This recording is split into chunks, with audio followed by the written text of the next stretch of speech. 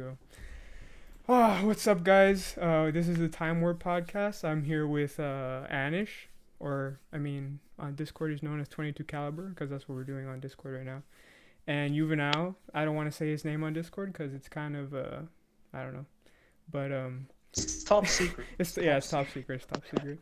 Okay, so I we'll just do a little introduction of ourselves. Okay, so we'll start with you, Juvenal. Go ahead, and introduce yourself. Yeah. What's up, guys? What's up? Welcome to Time Warp. My name's Juvenal. I am living on the planet Neptune. Um, uh, my favorite film of all time is the first Jurassic Park. I'm a Juventus fan. Um, whoa, what else? I play the guitar. Uh, yeah, that's pretty Does that much that's a pretty much quick. it? Yep, that's pretty much Okay. it. Let's go to All niche right, Anish, go time. ahead. All right, so yeah, I think we're all football fans here, but we support different teams. Yeah. I support Real Madrid, and my favorite movie of all time also has to be Jurassic Park. If I'm gonna be honest, Ooh. Wow.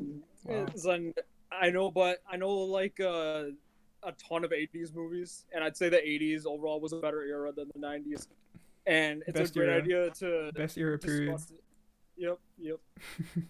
And then it's a good period to discuss the '80s because of the strong '80s nostalgia with shows like Stranger Things, and Ooh. also some fashion trends that are coming back from the '80s. So that's pretty much just about what my takes on the podcast. Spitting facts, yeah.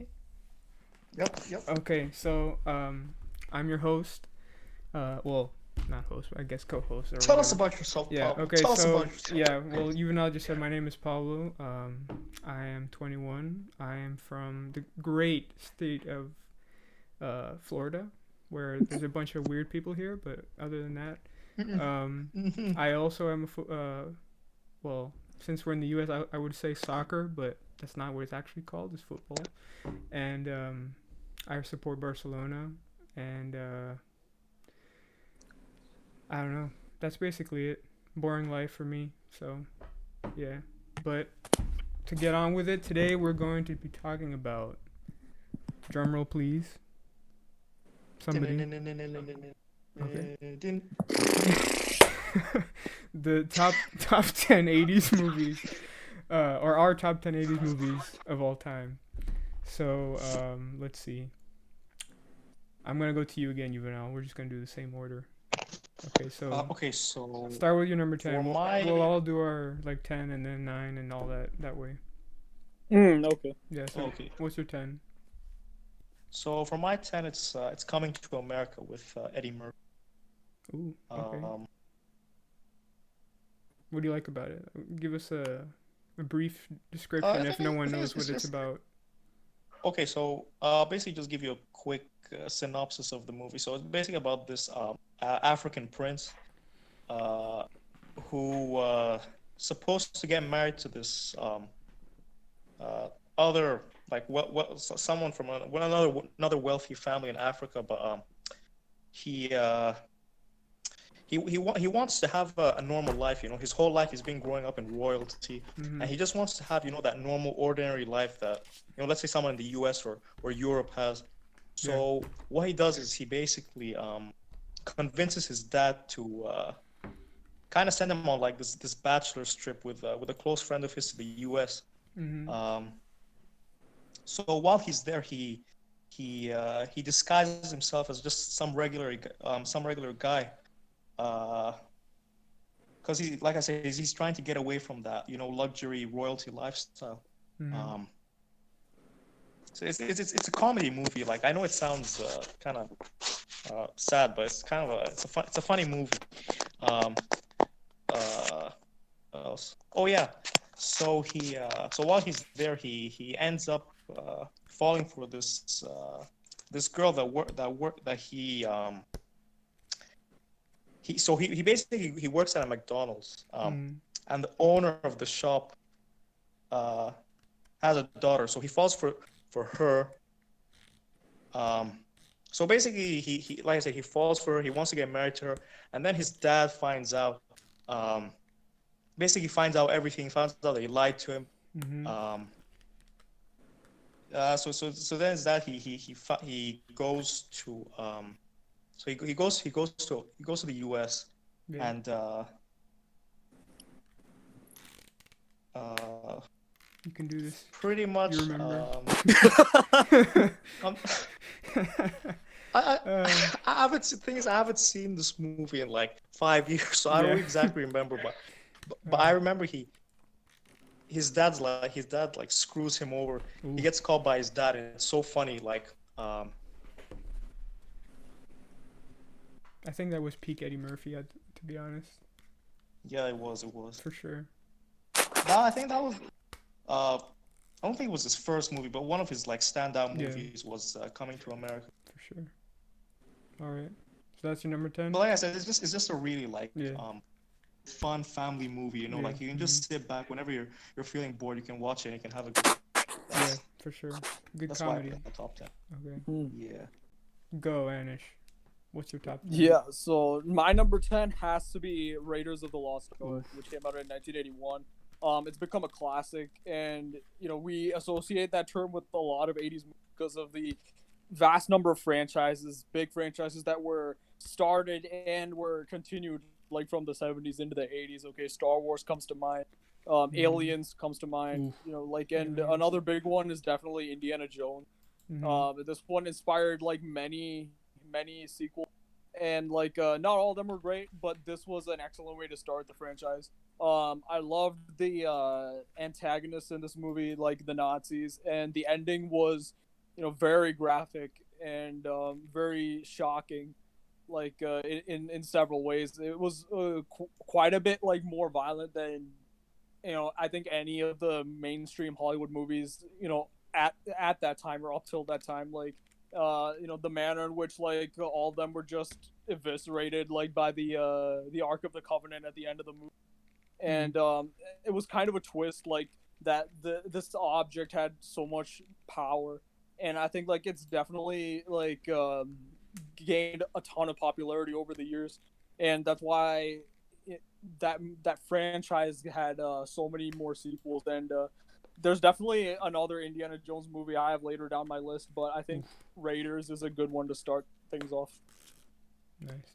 Okay. So for my number 10, I'm sure people kind of forget about this, but it's everybody's favorite Christmas movie, if you can guess. It's Die Hard. Oh, right. Oh yeah.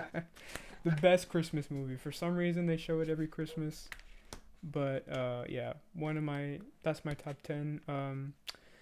I mean, like, classic action movie. And for me, I think that this is kind of like every Die Hard, because there's it's like not a trilogy, but there's a few more after this. I think this is the only, like, if you were to watch Die Hard, you should only watch the first one, because after that it's kind of repetitive, But yeah, so the Die Hard for sure. It's like I said, Christmas classics, and Bruce Willis, awesome in the movie. So many classic catchphrases, like when he says "Yippee-ki-yay, motherfucker." Yep. Yeah, that. And but yeah, the action sequences are very good, and I guess you could say, I don't know if you've seen Paul Blart Mall Cop. Yep. This is like Yes. this is like that. Well, no, I'm not even gonna compare them, but like you could compare them, but this one is obviously better than that. But cop stuck in a building, and it's got to save everyone inside, But yeah, for sure, that's my number 10. And yeah, so okay, Yuvenal, what's your number 9? Number 9, I have the second Back to the Future. Ooh, That's my awesome. Love that movie. Steven Spielberg. Like, see, the thing is, I'm a big time travel fan. Like time travel, like movies, TV shows. So I think this was one of the first time travel. Not the first. The first one that I saw was the number one, Back to the Future one. But I think I like about number 2 is that he didn't just go back to the because in the first one he only goes back to the what's it called? He goes back to the past, but this one he goes like literally goes back to the future. So Yep. it's more relevant to the title, um, and like you get to see his kids, and you kind of get to see what the 80s thought like our generation would be like. I mean, like to be honest, they got it kind of wrong, but it was still, I mean, for me, it was still interesting to see what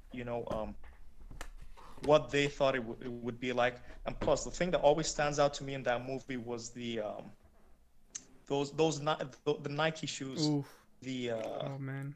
I think they were laceless. I can't remember. They were laceless, and the hoverboards. Yeah, you would press the button on the shoes and it would Yup. you know. But yeah, those are all. I love that movie, man. But yeah, like I said, no, it's another classic movie. You can just sit down, watch whenever you want.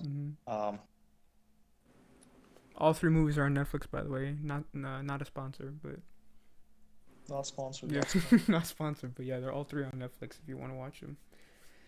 So that's it, Juvenile. Yeah, pretty much. Okay, Anish, number 9. So basically like the 80s, the thing is that it's known for its range, like the different kinds of science fiction movies that came out. There were a lot of action movies, like groundbreaking action movies that came out, like Die Hard. There was a lot of fantasy, like Never Ending Story. Horror especially, I think, exploded in the 80s. I think you can consider 80s the golden age of horror, but an underappreciated genre from the 80s is also drama. And I think probably the best drama that came out in the 80s, and it makes my number 9 spot, is The Breakfast Club. Ooh. And The Breakfast Club, wow. It's one of those movies where it's like you can get a very accurate portrayal of 80s, counterculture and 80s culture, especially from a teen perspective. But the movie also transcends time because it shows how relatable the issues of every generation is going through school and high school specifically, and how even though some things have changed, like we have more technology, we have like easier ways of communicating, easier ways of gossiping, easier ways of like revealing aspects of our lives to other people, like people from around the world we can make friends with and communicate with. Like there's other things in growing up and in being a teenager that haven't changed, and that's like making fun of teachers, getting in trouble, dating a girl for the first time, stuff like that. Like, and I think that this is, I mean, it's kind of like that Napoleon Dynamite feel you get where it's like, okay, these characters are really relatable. This movie is a bit more serious than Napoleon Dynamite, and it's also a bit more relatable than Napoleon Dynamite. Definitely like highly recommend it. I think like it had, I believe it's Charlie Sheen's brother, Emilio Estevez, like his older brother, was in that movie. Another like underrated actor in the movie is Judd Nelson. I liked his character a lot. And then you had other stars like Molly Ringwald, who would go on to star in more 80s hits and 90s hits as well. So, yeah, that makes my number 9. Okay, cool. So now my number 9. I think people sometimes talk too much shit about this movie, but it's 1984 Ghostbusters. So yeah, like you said, you said that Coming to America was a comedy. This is definitely a comedy for sure, and the main actors Bill Murray, Dan Aykroyd, and Harold Ramis. Throughout the movie, funny, but also it's the plot is very interesting. They're parapsychologists who in the university has been exposed as pure boondoggle. That's a weird word, but they create a company and they create Ghostbusters, and they offer to rescue people from supernatural stuff. And any standout? Any standout scenes? Yes, that is memorable to you.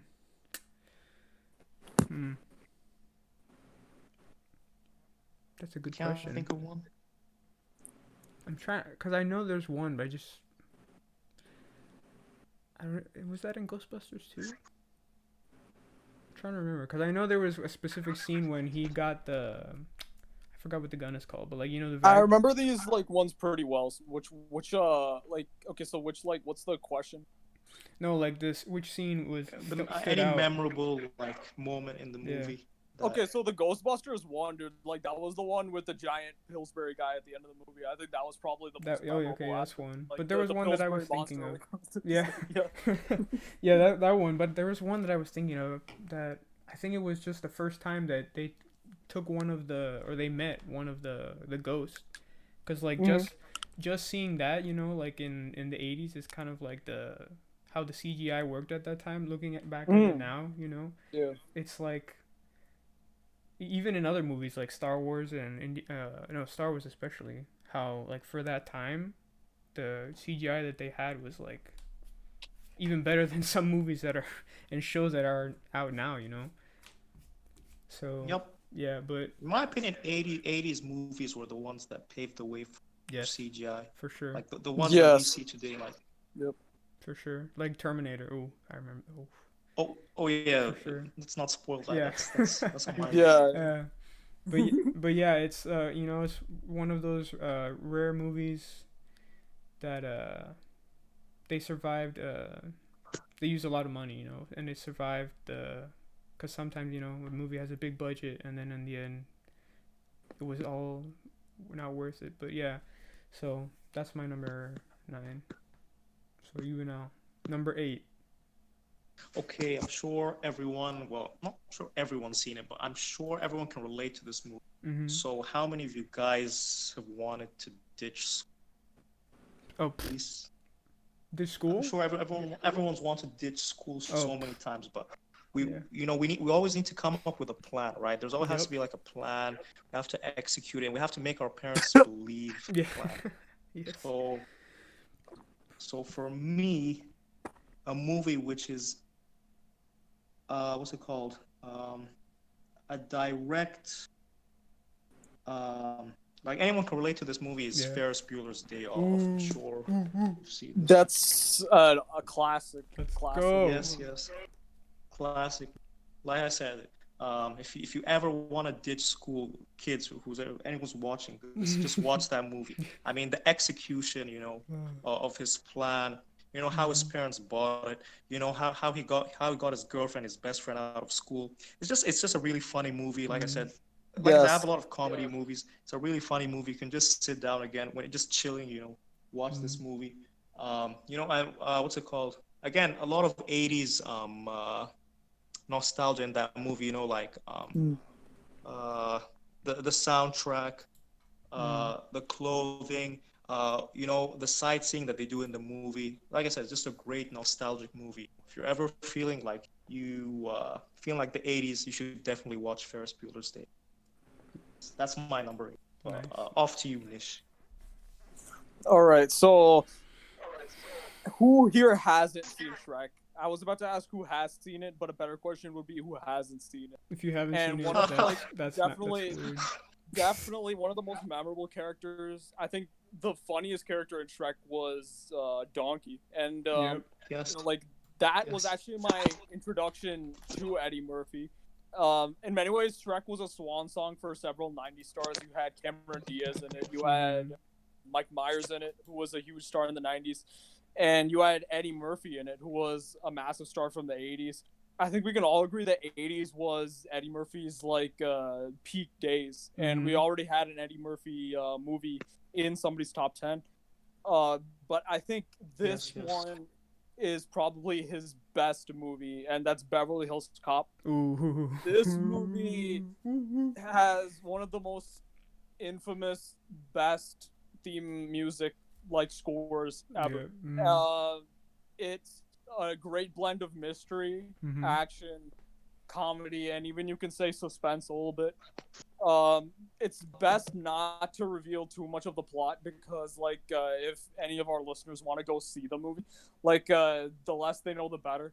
You can say that about like several like movies that are gonna be on my list, but this is definitely one of them. It's a hilarious one. This one's a hilarious one. Like, this one and Coming to America are both great movies. Mm. Like, and Beverly Hills Cop is definitely one of my favorites, like, of all time for sure. Sure. Nice. So, okay. So for mine, I might get hate for not putting this higher, but it's the Terminator. 1984 Terminator. Ooh. You're on my blacklist. I know some. It should. I mean, like, I considered so many movies, and like, and we watched us three. We watched the Terminator like what a few weeks ago, Mm. and I hadn't we seen it did, in a we did. while, and man, like, it brought back so many memories, man. But thinking about it now, like, when you watch the movie, there's no one who could play the Terminator besides Arnold Schwarzenegger.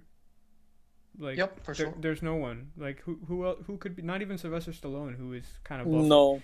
kind of buff like him still. Like, there's no way. And that was one of the first like we were just talking about earlier, sci-fi, like about CGI and stuff like that. How in that movie, there was a CG, like you Yep, said, that was one of yeah, the first movies that paved the exactly. way. Yep. Yes. And it used it so well also. But man, this guy Arnold Schwarzenegger, wow, what a badass, man. Yeah. I Like, It's think like that you said, like, Stallone, like, I think he has too kind a face and yeah, like sort of a nice guy vibe to him to play exactly, this role. for sure. Dolph Lundgren was pretty young when this movie came out, but I Mhm. think he would be like, he's stiff enough to be like a android or a robot, but he's not stiff in the right way. Yeah, exactly. The thing with Schwarzenegger is he's like gigantic, dude. Like, I Yep. mean, this guy is like tall and wide and just like he's just this Yeah. mountain of a guy. And once they shaved his eyebrows and everything, they made him look absolutely inhuman Yep. and really threatening. And his acting was underrated because like it For sure, required a yeah. lot of physical. There was a lot of physical aspects to it, like the police station raid where he yep, had to there are a like lot of stunts. have those very precise, quick, robotic movements, and he looked like a machine. Like when you saw that scene, like, okay, yeah, this guy is not completely human. There's Yep. something else going For sure. like that. Yep. Yeah, for sure. Well, It's I like you mean, said, I think you don't even need to see the Terminator. Like, you just automatically connect the Terminator with Arnold yeah, Schwarzenegger. Like, I'm sure that a lot of people who might not have seen the Terminator will just know, like, Terminator, Arnold Schwarzenegger. Yeah. That's how it just goes. Mhm. Yeah. I mean, you guys took the words out of my mouth, so, but yeah, that's my number 8. So, what's your number? Number 7, Number I 7. have The Karate Kid. That's what I have. Ooh, Karate Kid, man. Number Wow. 7. That's a good movie. It's another classic. The thing I like about The Karate Kid, why I put it in, was like it's such a relatable movie, especially for like not kids, like teens as well. You know how he gets beat up, and he gets trained, Mhm. from loser to winner, like that transition throughout the movie. His personal development throughout the movie. Um, it's also one of the movie that got me into martial arts Really? was The Karate Kid. Yeah, so that's why it's a memorable movie for me. That's why I put it in my top 10. Wow, nice. Okay. What about you, Anish? What's your number 7? Okay, so if you know me, I'm definitely more of like a sci-fi horror guy, and this movie had, like was alluded to earlier, like the 80s was a big stepping stone for special effects and practical effects, and this movie was notorious for that, and it's The Fly. Okay, The Fly is a really good sci-fi horror. Yep. Before Jeff Goldblum was criticizing billionaires for messing around with dino genetics, he was tampering with that himself in the 80s. Yeah, To the true. point where he hybridized himself with an insect and grew insect-like appendages and mannerisms. Yep. And he was in the way that Arnold was very good in portraying a machine. Mm-hmm. Goldblum was very good in his physical acting and his conquest of the suit and the practical effects for the fly Mm-hmm. in portraying sort of an insect like human being, which is basically what he ends up becoming. So The Fly is definitely up there. Really gripping movie. It Yeah. aged well. Because it's practical effects, and the practical effects were quite expensive and well done. It aged well. So that's my next addition into my list. Okay. Whew. So my number 7. I don't know if you guys watched this movie before, and it's a Stanley Kubrick film. One of my favorite directors. Full Metal Jacket. I don't know if you Oh guys have yes, seen yes, it. yeah, yes, yes. Oh yes. Now, anytime I think about it, I think about that first scene, and it's kind of a sad thing, but I remember word for word the beginning scene of when he's with all the soldiers, like in the, what's it called, in like their bunker thing or whatever it's called. But yeah, so Full Metal Jacket, man. I even had to do a what's it, like a presentation about this movie last year in at my university, and it was so much fun to do because this movie is like, it's crazy, and Kubrick is like one of the weirdest but best directors in a way for me, because like, first of all, this movie came out of nowhere, because the last movie that Kubrick made before this was The Shining, and that was in 1980, and then this came out in 1987. So after 7 years, he came out of nowhere and made this film, and it's like, there's so much to say, but yeah, but like, my favorite character is for sure Gunnery Sergeant Hartman, yelling at all the stuff he says, and he actually used to be a drill sergeant in the military before he did this movie. Oh, he did. Yeah, I learned that when I was doing the presentation, and but yeah, and also when I watched the movie a few times after I did that presentation, and I realized that it's actually 3 movies split into one, or it's like 2 or 3 movies split into one, because the first, Mm-hmm. if you say that it's split into two, so the first movie would be from when they get to or when Private Joker, Private Pile, um, what's his name, Snowball, if they once they all get to the army, and they start, like the sergeant, he trains them and all that stuff, and then it gets to the point where, I don't know, this isn't really a spoiler, no, actually it is a spoiler, but something happens to one of the uh, characters. His name is Private Pile. Something significant happens to him, and then right after that, it like, the movie like kind of completely erases that part and moves to a second movie where now Private Joker is with is like actually on the in the battlefield in Vietnam, and he's a what's it called, like a news reporter for the military. And then from there, it goes on to the end where they have to actually fight in Vietnam. And so, just that dynamic of how it changed to like one movie to the other, that's kind of like what Stanley Kubrick does. Weird things like that. But yeah, and I have another Kubrick film coming later. But yeah, so that's my number 7. Oh yeah, I think I know what it is. But yeah, that's my number 7. So go ahead, you now. I think it's already been mentioned on the podcast. Beverly Hills Oh, yep, with that was Anish's. with E- yeah, with Eddie Murphy. Mhm. Eddie Murphy, he's one of my favorite actors. That's why I have him quite a few times on this list. It's a great crime comedy movie. Um, I think Anish pretty much said He summed up what everything. needed to be said. True. Uh, Any scenes that stand out for you in that movie? I'm trying to remember because it's been a while since I've seen this movie, but trying to. I mean, just his performance in general is something that stands out. I think it was the shootout scene at the end Oh, okay. probably True. will stand out for me. Okay.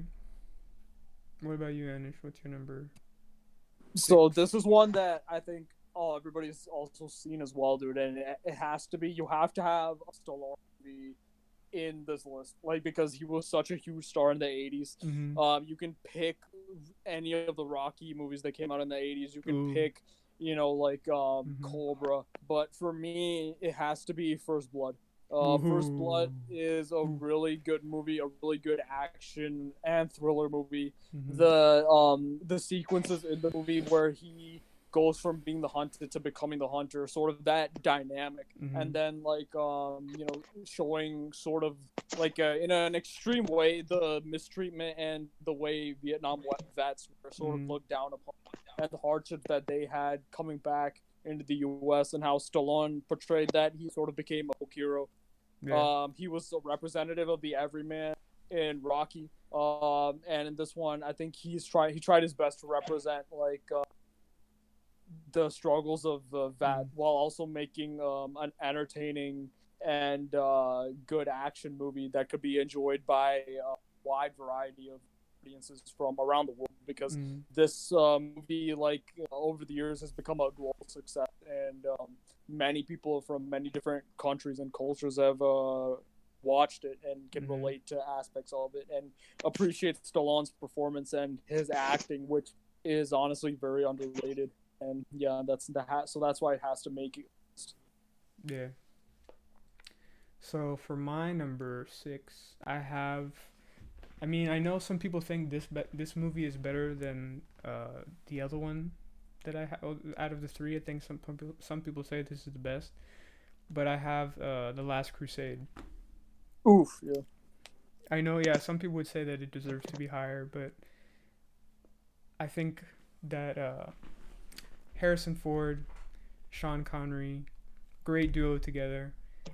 The dynamic of father and son, but just that even the opening scene when they're Boy Scouts and they go out into the, I think it was in Nevada, Arizona, some place like that. But they go out into the in the desert, or not the desert, but you know what I mean. They go out into the middle of nowhere. They're on their horses, and young Indiana Jones finds these what are they called? Grave Not grave robbers, but they're people who steal artifacts. You could say like they're evil antiquarians. So they find what is it? The cross of, I forgot the guy's name, but it's like a gold cross from this guy, Mm-hmm. from the Spanish guy from like the 1600s or something like that. So he sees that they stole it, and he's always his famous line that it belongs in a museum. Mm. So, but he like he fights with them. He's able to get the cross, takes it back home to his dad, Sean Connery. And I always remember, because I've seen this trilogy so many times. I always remember when he went up to his dad and he told him, like, he kept yelling, he was like, "Dad, I found this," and then he kept telling him just like calm down, and he told him to count in Greek, and he started counting, and then all of a sudden the chief gets there because his friend told him to go call the chief, and the chief gets there, and he walks in, and lo and behold, the people who are following him are the same guys that he stole the cross from. And the transition that comes after this, because he looks out the window and he sees the guy, like a guy in a white suit, and they give him the cross, and like it's some evil guy. But then the transition from that point to the future, where now they're on a ship in the middle of the ocean, raining, waves crashing all over the boat, and there Jones is an adult Jones, face to face with the same guy in the white in the white suit, coming back for that same cross, because in his mind he thought about that for years and years and years, knowing that that thing belongs in a museum. And but after that, the movie, gets better and better. They find out that Sean Connery, or his dad, he gets caught while he's searching for the Holy Grail, Mhm. and then they go on this chase after him. There's comedy in it. It's not just all action, but there's comedy because in that time, even Sean Connery, I usually like see him as more of a serious guy, even though in like some James Bond's movies he has some humor. But just them two together is actually, very funny. But yeah, going on an adventure to go find his dad. Then in the end, actually finding the Holy Grail. But in the end, the lesson was worth more than the actual Holy Grail. But yeah, that's my number 6. So Juvenal, what's your number 5? Oh, what's up? Yeah. So my number 5, I have the Terminator. That's what I have for number Ooh. 5. See, I haven't seen this movie, which is weird because it's a movie that I think everyone should see at least once. Yeah. I'd seen it with you guys like a few weeks ago, and I really Mhm. really liked it. Which is why I put it in my top 10. Um, it's just the action, because I like action movies. Like I said before, I also like time travel movies. Yep. So the combination of the two was something that I really like. And like you guys mentioned earlier, Arnold Schwarzenegger. Like I don't think there was any other person who could have played the Terminator. Like Yep. he was perfect for that part. Um, Memorable scenes. Probably the end when he gets squished by the hydraulic press Yeah. towards the end. That's probably my favorite scene of the movie. Mhm. And the chase. I think there was a chase under the bridge, like where he was getting chased by the cops. Yeah. Mhm. Yeah, those are probably the two of my favorite scenes in the whole movie. And the club, the scene at the club Oh at the yeah. beginning of the movie. Mhm. Those three are probably my favorite scenes. But yeah, so I have that number 5. I could have put it higher, but I have some other movies. So, All right. but yeah, Terminator for number 5 for me. Great movie, great action time travel movie. Definitely Yep. should watch it. For sure. Go ahead, Anish. What's your number 5? Okay, so this one I'm going with the first Back to the Future, Back to the Ooh. Future 1985. So this was another big franchise, and I just have to put it in here because of the name. Everybody knows this movie. Everybody likes this. Pretty much like what's had to be said about the movie has already been said, but I just want to praise like Christopher Lloyd's performance because he's sort of become a legend Yes, in yes. this Doc genre. Brown, Doc. Yep. He's hilarious. And there I wish like there's another movie with Christopher Lloyd from the 80s that like I wish I could put further down in my like top 10, Mhm.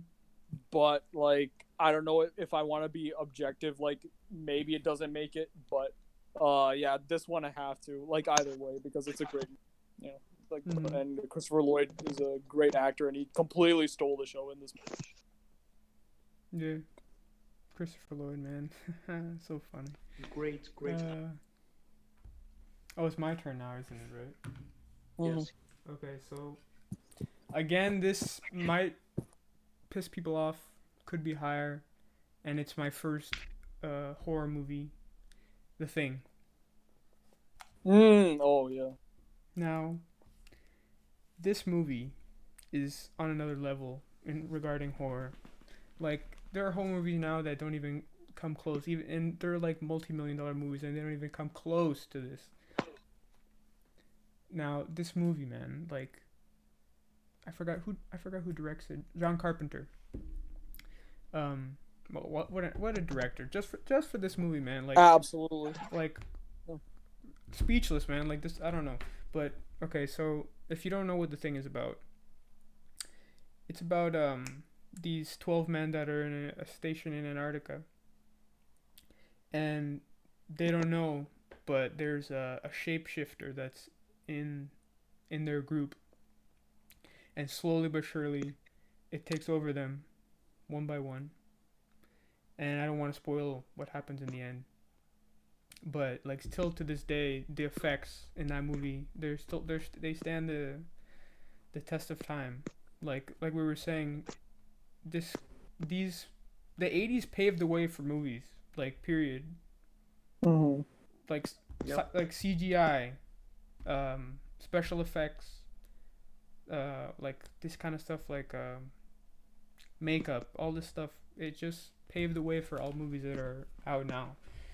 And for me, and also the score of this movie too. I almost forgot to mention that the score is awesome, up there with the best scores of any movies. And yeah, I just love that movie. That's my number 5. All right, you know what's your number 4? I think it's another movie that's been mentioned in the by you guys. Okay. Full Metal Jacket. Or, Ooh, nice. so I'm also a big war history guy, so that's why I included this in my list. Mm.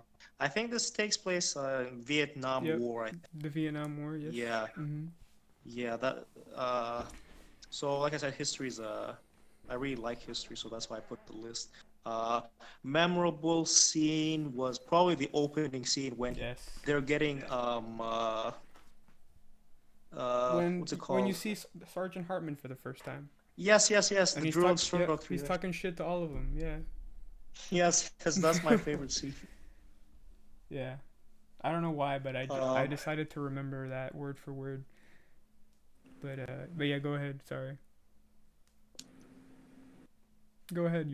uh, Finish. what else?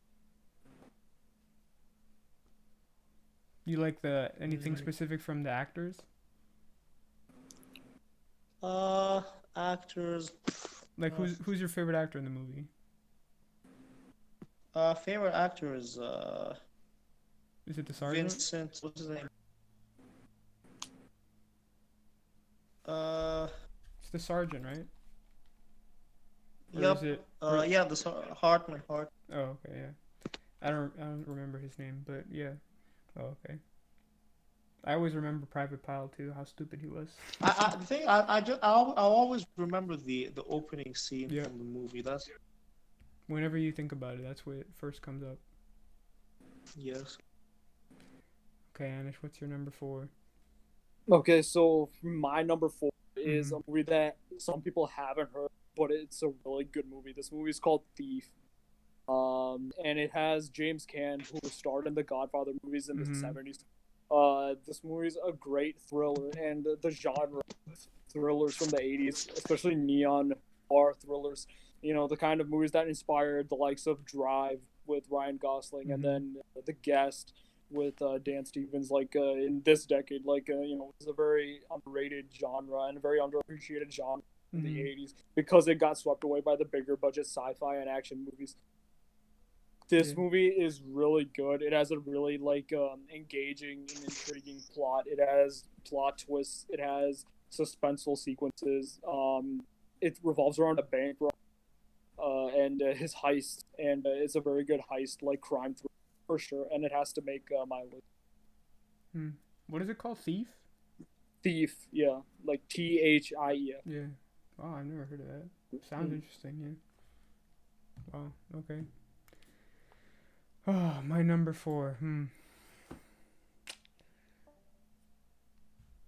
Some people would say that what I said before, this should be in place of this, but I put Raiders of the Lost Ark.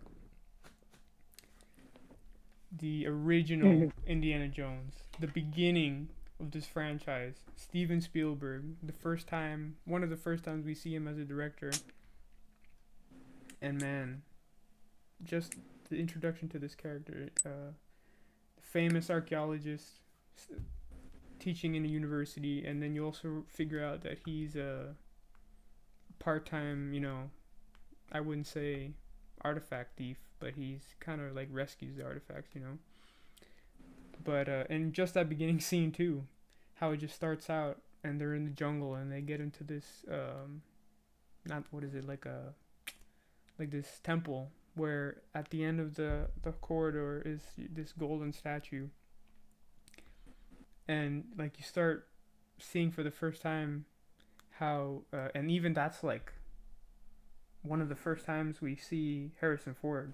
No, not one of them, Mhm. but he was really young at that time, and um, also seeing how he connected with, I forgot the actress's name, but you know who I'm talking about, right?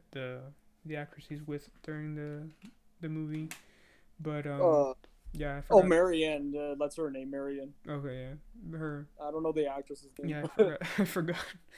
But yeah, but then you going down the corridor and then you see the traps come out, and then once he picks up the statue and he puts Mhm. the bag of sand on, thinking that he got it, and then you see the boulder, and oh my goodness, that classic scene of him trying to run out of the temple with the boulder chasing after him, and he escapes, and of course his best friend, oh shit, what's his name, um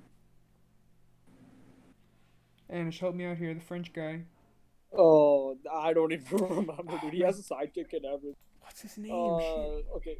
This is Raiders, right? No, yeah, Raiders of the Lost Ark. What's his Raiders of name? Oh the... my god, I have it on Okay. the tip of my tongue. His name is... Are you thinking of Sala or Renee Belloc? Belloc. Oh my god. Yeah. Thank you, Anish. Belloc. Yeah, he runs into Belloc, and Yeah. boom, his enemy throughout the Mhm. whole movie. And just like when I saw that for the first time, like I was so excited, and I've seen it like every year. I try to watch it at least twice because I just love seeing that interesting. And now that I'm getting into archaeology, it's so interesting. Even though that's not archaeology isn't really like that, but still. But yeah, that's my number 4. What about you, Vanel? Oh, we're on number 4 or 3 now. Now we're on 3. Oh yeah, sorry, 3. 3, okay. 3. I have Empire Strikes Back. That's what I have for number 3. Ooh. Awesome. Um, so I'm sure everyone's. If you haven't seen Star Wars, you have to go and see Star Wars. Yep. Star Wars is a Yes. great sci-fi movie. Mhm. Um, For sure. it's probably one of my first sci-fi movies that I saw. So, but from the 3, that my favorite is Empire Strikes Back. Yep. Especially the scene where where it's Luke versus Darth Vader, and Mhm. Darth Vader makes the revelation, "I am." Yeah. Wait, is it? I think is it "I am your father"? Because Yes. Yeah. He doesn't say that's what it Luke. is, right? Yeah. Mhm. Because you see, I keep getting confused between those two. Yeah. People say that Um, they said that it was this, but it actually wasn't. It was Mhm. it yeah. wasn't. Mhm. He just says, "I am your Yeah. father." Yep. Mhm. Exactly. Yep. Yes. Mandela. What else? What else do I have on my um? Oh no, he says no. I am your father. That's what he says. Yeah. Yeah. There you go. But That's what. he doesn't say That's what he Luke. He says. doesn't say Luke. Yeah. He doesn't say Luke. Yeah. But continue. Also, we get introduced to Yoda. Ooh. Yoda, man. What an OG. What else? Also, we get to see the what's called the relationship develop between Han Solo and Princess Leia. Mm. Um, the thing I like about this movie is, like I said, that scene and probably the ending, the suspense. There's like this kind of sense of uncertainty about Yeah. what's gonna happen in the future. Mhm. Um, and also the soundtrack, probably Oof. one of my best soundtracks. And the cinematography as well that's used in the movie, like the scenery, Mhm. Death Star, like it was ahead of its time. Like that's Mhm. probably I'd have it higher, but I have 2 other movies which like Mhm. I Yeah. think is I couldn't change them, so Mhm. that's why it has to be third. But I'd probably put it second. Um, Yeah. but yeah, so that's why I have it in third Mhm. place, Empire. All right, Anish. Number 3. Go. Yeah, so the biggest star of the 80s objectively is Schwarzenegger. I don't think, like, if you want to pick one actor who Mhm. just completely changed the landscape of 80s movies, it has to be Arnold Schwarzenegger. Like this guy's like Yep. an he's Mhm. the most like one of the most popular like actors in Hollywood. Even today, he's Yep. still like so popular. And to recognize that, I have back to back movies for my third and second spots. So this one has to go to Predator. Predator Ooh. is an awesome movie. This is the kind of movie that like you want to do a watch along to, and it's really fun to see. It has Creed, Apollo Creed Yep. from Rocky Mhm. series. It has him. It has like one of the antagonists from Commando as well. Mhm. It has several other like action stars, like in action. Yeah. It has Shane Black, who went on to direct the obscene, awful remake of Predator Yeah. in 2018. Um, that so yeah, this one is a mix of CGI. I think with the laser beam effects, the explosions, but it also has a lot of practical effects. The gun firing, the grenades. Then you have like the Predator costume, which was awesome. Another good CGI you can say was I think the invisibility effect where the Mhm. Predator disappears and you see the glowing eyes. So the whole idea of powerful, heavily armed military forces, becoming so helpless against an unknown enemy who they think initially is like just drug pushers of the cartel. Yep. They find out it's a completely different adversary, a completely different league of adversaries dealing with, For and sure. they get picked off. And of course, Arnold is the last one man standing. Basically, he takes on the Predator. Mhm. While on the losing end of the fight, he somehow outwits it and gets the upper hand. But the Predator has other plans, Mhm. and a destructive conclusion ensues. And so, like, that's basically what the movie is about. And Yeah. it's a very like the way it's shot, filmed, has to be like one of the best movies of the 80s. True. True. All right. Now my number three is also Empire. I mean, is also Empire Strikes Back. Yeah. Is it? Yeah. Definitely the best of the three Star Wars films, and I love the score by John Williams. Man, John Williams is one of the greatest movie shit. What are they called? Um, what are the people who do the Uh, music? Music producers. I don't- The like when they have the stick. What are they called, man? oh, wait, I forgot. The people wait. who lead the orchestras. Yeah, Oh, the I think conductor. they're called conductors. The conductor. Yeah. Okay. Yeah. John Williams, one of the best of all time for sure. Well, for me at least, I don't really know that many. Easily. Yeah. And he didn't just do it for Star Wars. He's done for many movies. But but yeah, for sure the best out of the three. And it changes from like since from the first film it was more cheerful, and this one starts to go into like a dark side. No pun intended. Yes. But yeah, it goes into it the darker and like more sad story.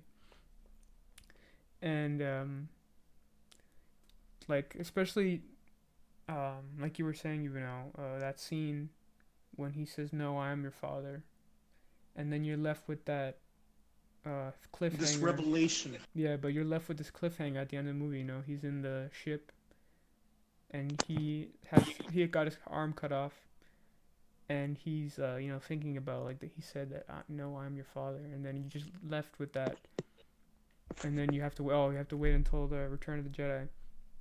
Yep. But yeah, you took most of the words out of my mouth anyway. But yeah, we have Empire Strikes Back for me at 3.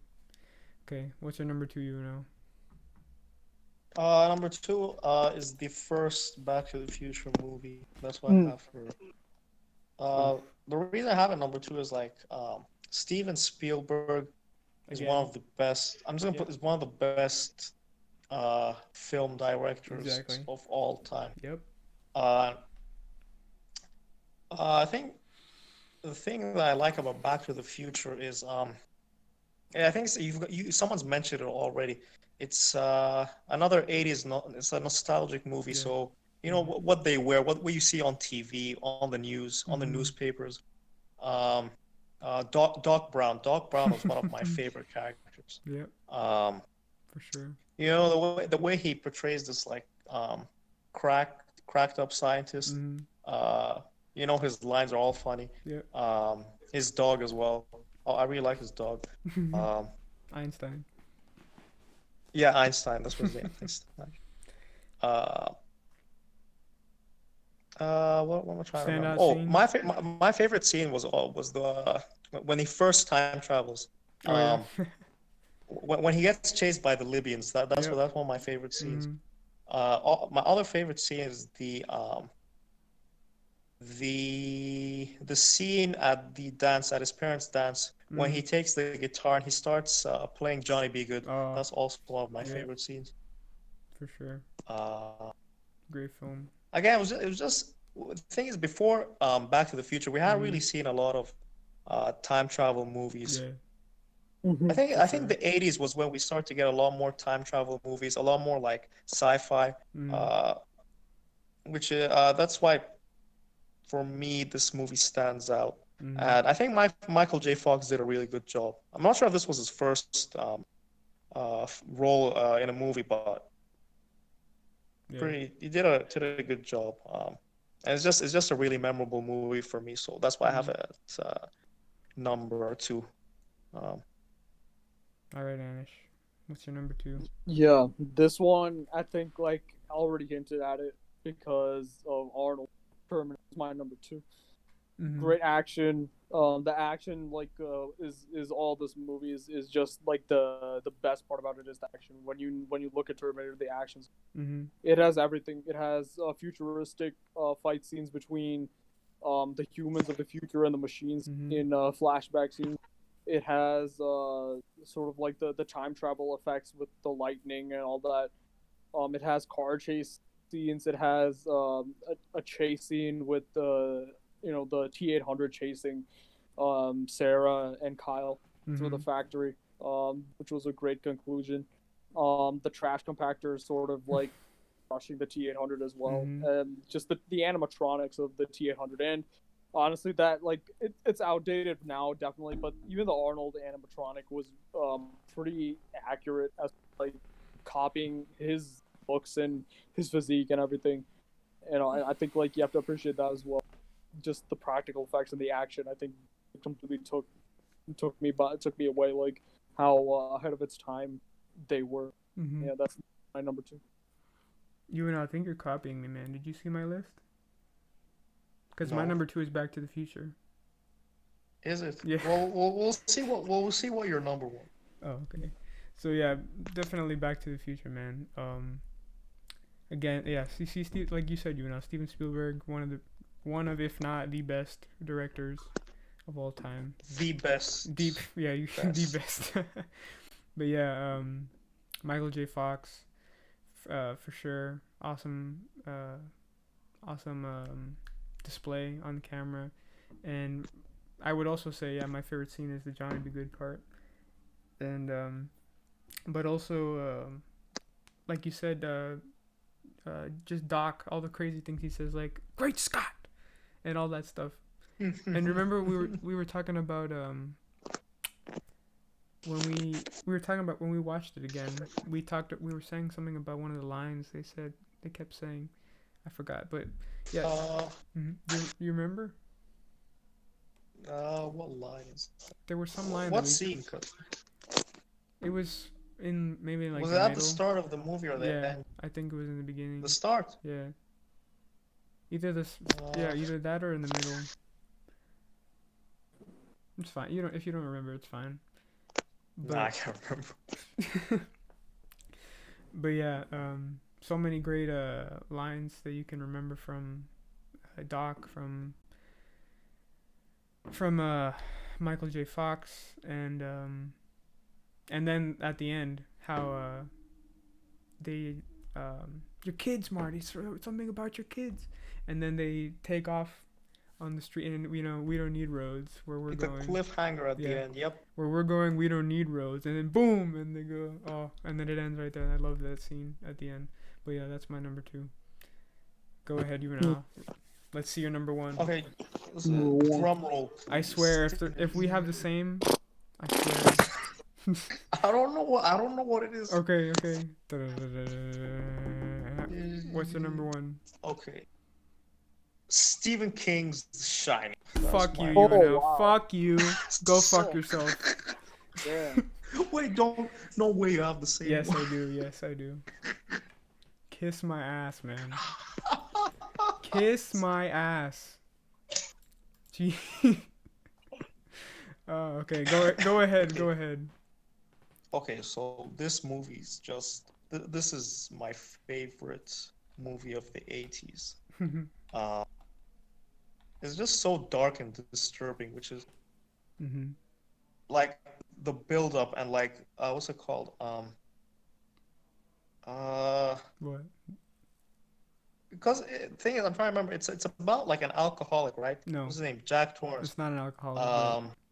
But yeah, it's. No, he's a recovering guy. Because that's what I Oh, remember. yeah, true. He's a You're right. recovering alcoholic. Mhm. It's kind of like the music as well was like the build up Mhm. in the music. Yeah, for sure. Trying to remember. I'm gonna go all in on this movie as my number 1. So. Okay, so you want my number 1? No, I'm just waiting for you. You have anything else you know? Anything? A scene. Thing is, I do. I'm just. Scene that stands out to you. Oh, scene that stands out probably the one towards the end, where he's trying Here's to Johnny. get through the door. Yes. Here's Johnny. Yes, that scene. Yeah. I love that. Oh, I'll talk about because Juvenile stole my list. I should have gone first. You're the one who put me to go first. I know, it's okay. All right, Anish, what's your number 1?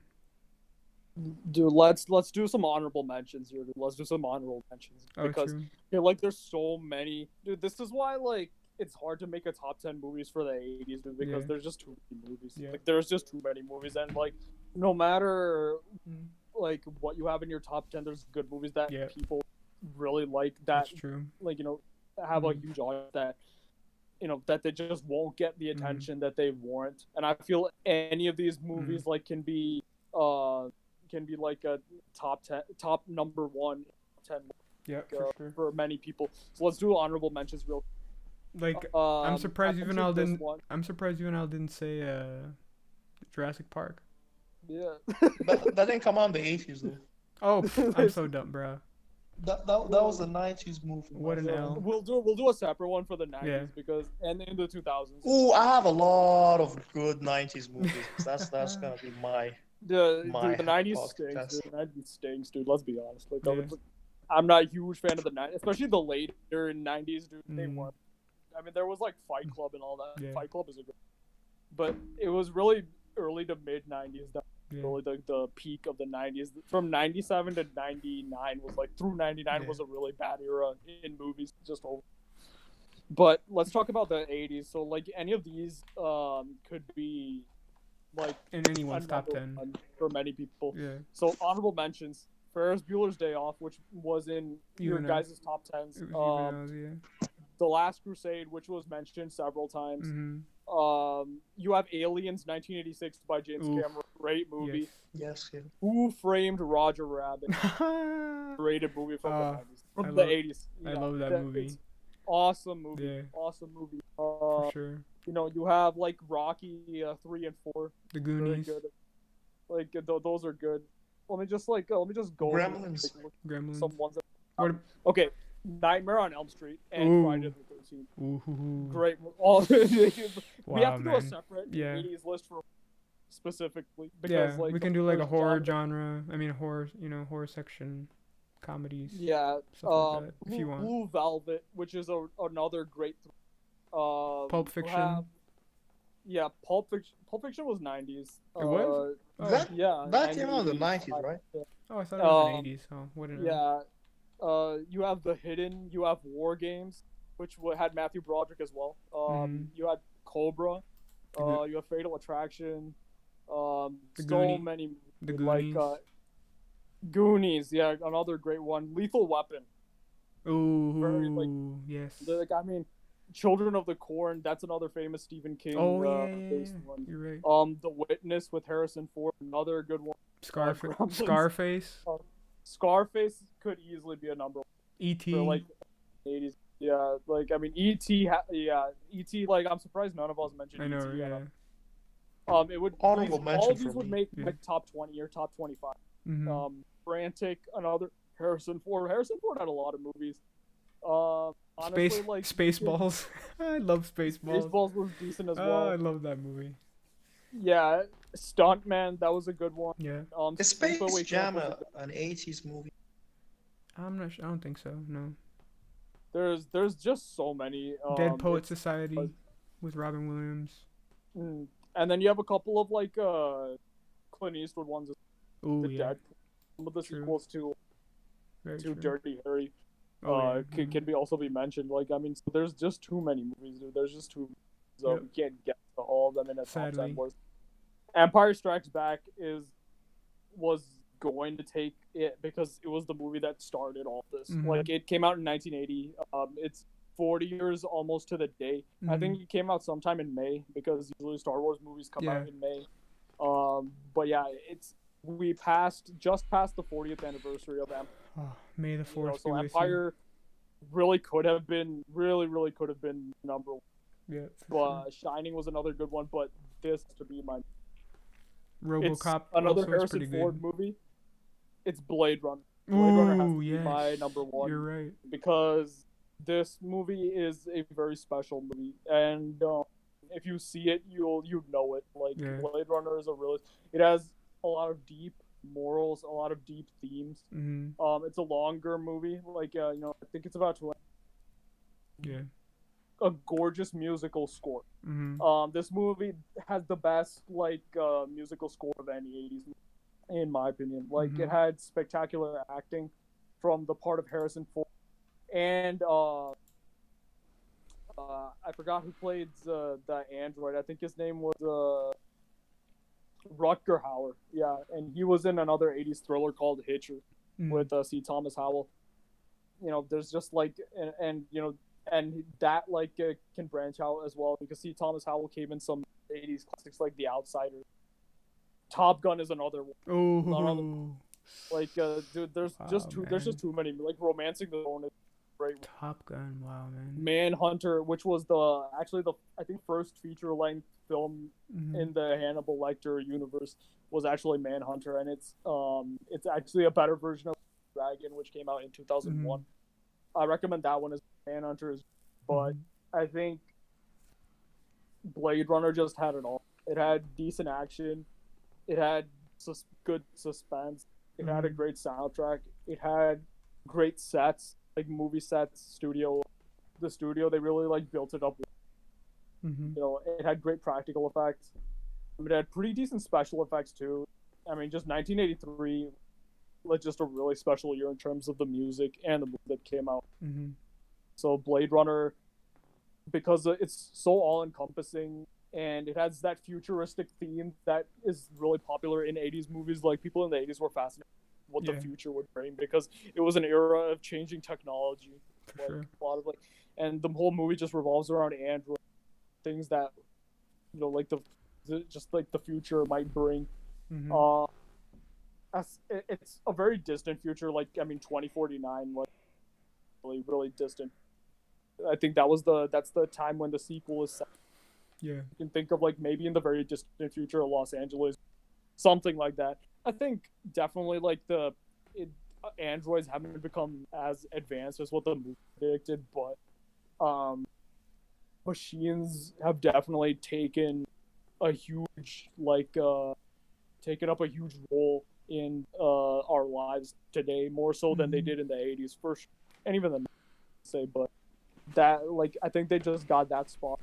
Yeah. and once you combine that with artificial intelligence, which has also become a growing theme, and this movie was also like a big one that started the theme. I Mhm. think like uh, this was a big landmark, and it was just a perfect movie. And so that actually, I think that wouldn't just make my 80s like top 10, would actually make a top 10 Of all time. for all time, like because it is that good. Wow. So Blade Runner, yeah, definitely. I think it's Harrison Ford's best. Yeah. Great movie. All right. Here we go. Juvenile, why did you have to steal my number one? Why'd you have to do that, huh? Okay, but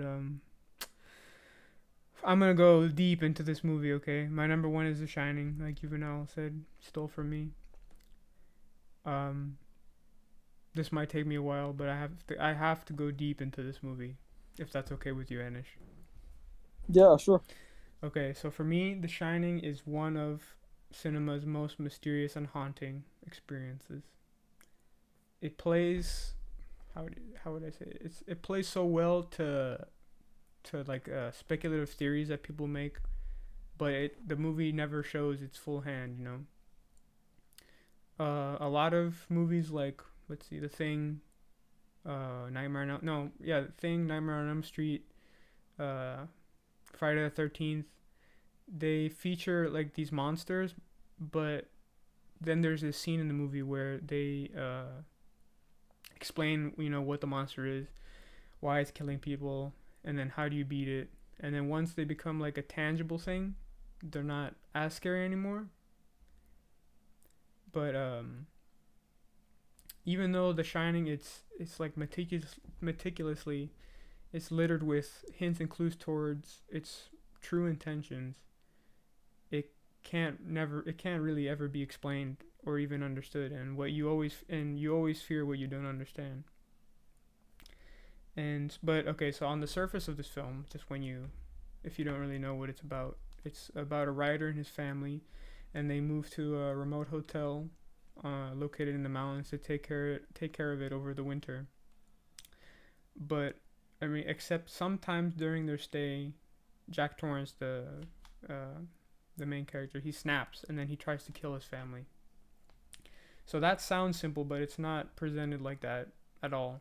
So you ask, did Jack Torrance plan to murder his family all along? Was he possessed by some evil force within the hotel?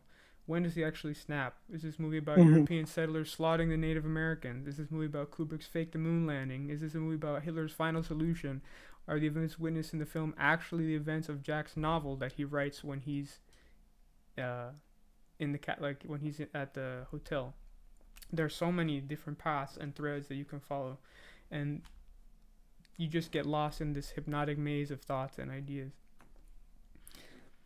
And this kind of is a thing that if you watch and you really pay attention to, you'll find.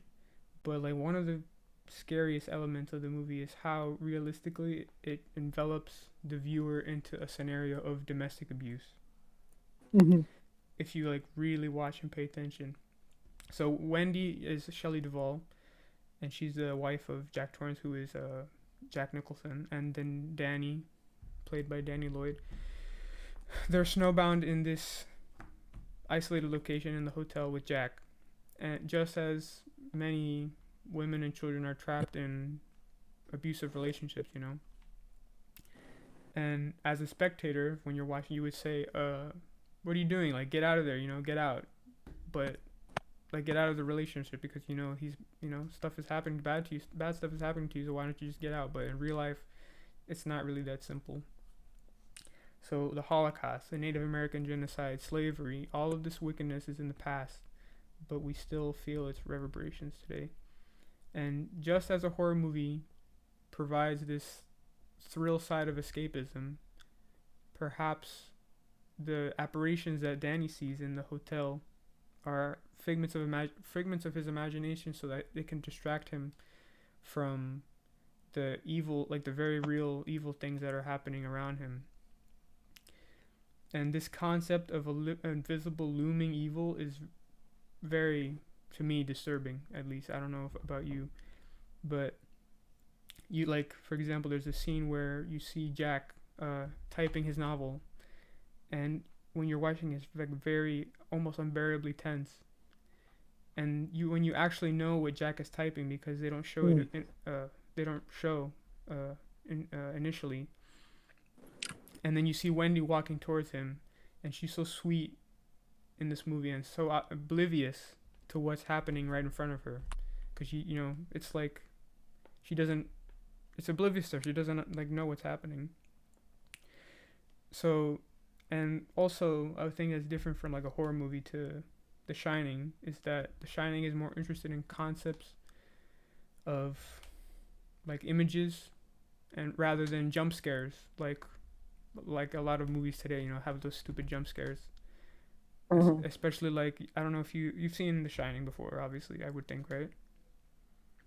So I don't know if you remember that one scene where he goes into the room and he sees the lady in the bathtub and she's naked. And, Yes. and then she turns into the fucking like grandma with all her skin and all that shit, and it's so disgusting.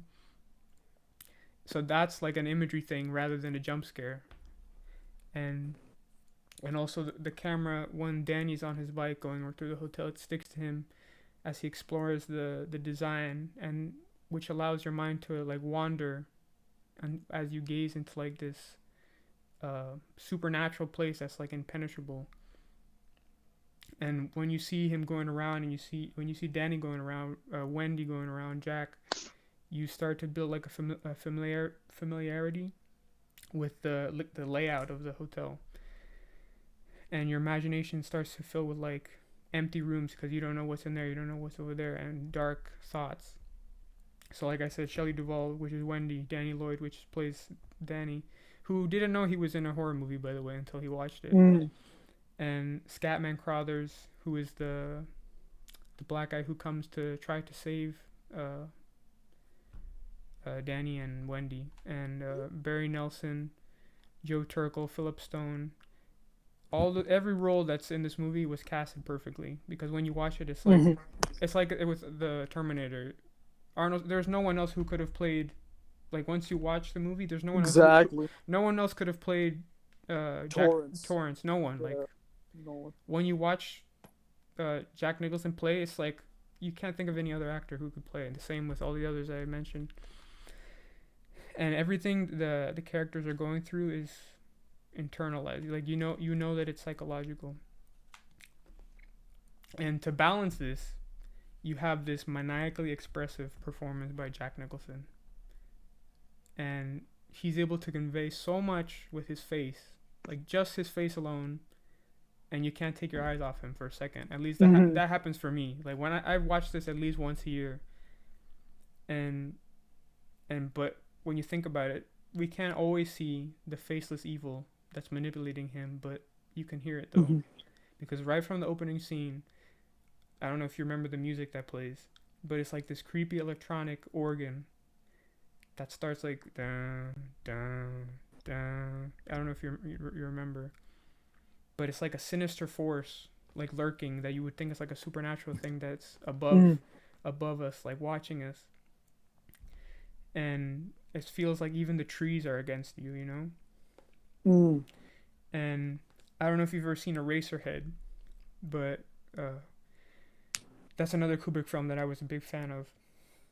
And he employs a similar technique of that like droning ominous soundtrack, and which fills the air with dread, and that never allows the audience to breathe, because it's like every second of the movie, like, there's so much suspense that's like you can't keep up.